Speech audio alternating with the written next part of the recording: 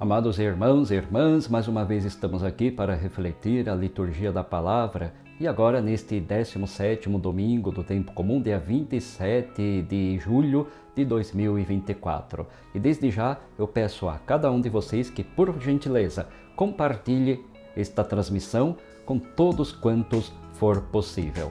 Ouçamos, pois, a palavra de Deus, o Evangelho de Jesus Cristo, segundo João, capítulo 6, versículos de 1 a 15.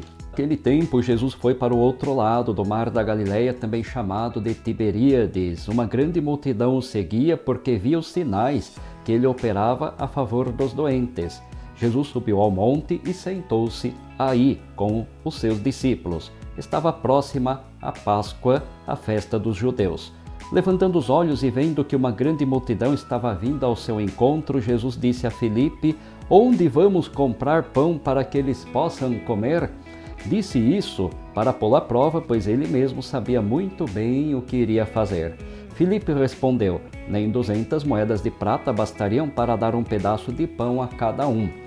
Um dos discípulos, André, o irmão de Simão Pedro, disse: "Está aqui um menino com 5 pães de cevada e 2 peixes, mas o que é isso para tanta gente?"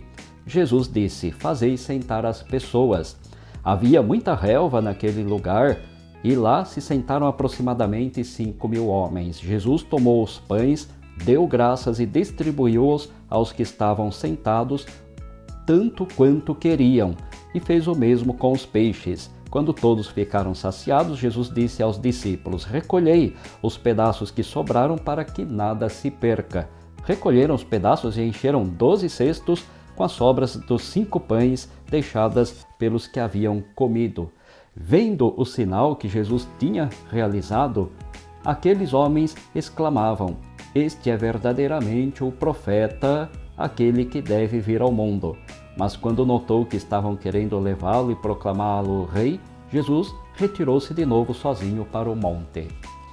Irmãos e irmãs, lembremos-nos de que no Evangelho segundo Marcos, proclamado no domingo passado, Jesus sentiu compaixão de uma grande multidão porque estavam como ovelhas sem pastor e começou a ensinar-lhes. Hoje no Evangelho segundo João, Jesus sacia a multidão faminta e cansada, multiplicando 5 pães e 2 peixes.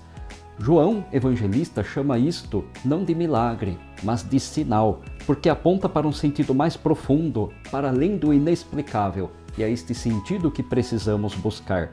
Jesus está com os discípulos e diante deste problema os interpela a uma atitude, a uma solução.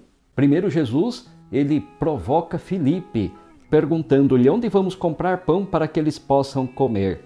Ora, irmãos e irmãs, hoje nós somos Filipe, ao qual Jesus pergunta diante das grandes misérias e grandes desafios da humanidade de nosso tempo: "O que vocês vão fazer? O que nós vamos fazer para socorrer esta humanidade tão ferida e tão necessitada?"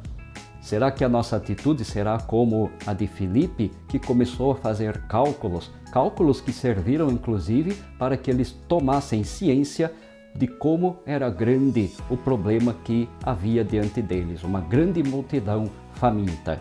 Mas ali também estava André, provavelmente observando a cena, e André chega e diz: "Olha, aqui tem um menino com 5 pães de cevada e 2 peixes, mas o que é isto para tanta gente?" Ora, vimos que também André, ele contribui, tomando uma iniciativa, mesmo que ainda duvidando bastante, para ajudar a amenizar este problema. O que fazer? Jesus, ele dá a instrução. Ao tomar os pães e os peixes, abençoa e distribui de modo que todos comem, ficam satisfeitos e ainda sobra. Este gesto traz uma grande lição a nós, porque Jesus, ele não resolve sozinho o problema do pão, o problema da fome, mas ensina o que é preciso fazer. É preciso, antes de qualquer coisa, olhar a questão como Deus olha. Aliás, a primeira leitura do segundo livro dos Reis, capítulo 4, traz um exemplo também, quando Eliseu distribuiu os pães que havia recebido para aqueles que haviam chegado, filhos de profetas. Também aqui no Brasil tivemos recentemente um exemplo disso, quando a cidade de Porto Alegre, no Rio Grande do Sul e também outras regiões foram atingidas por enchentes. Como foi bonito ver a união e a solidariedade do povo brasileiro estendendo a mão para aqueles que mais necessitavam.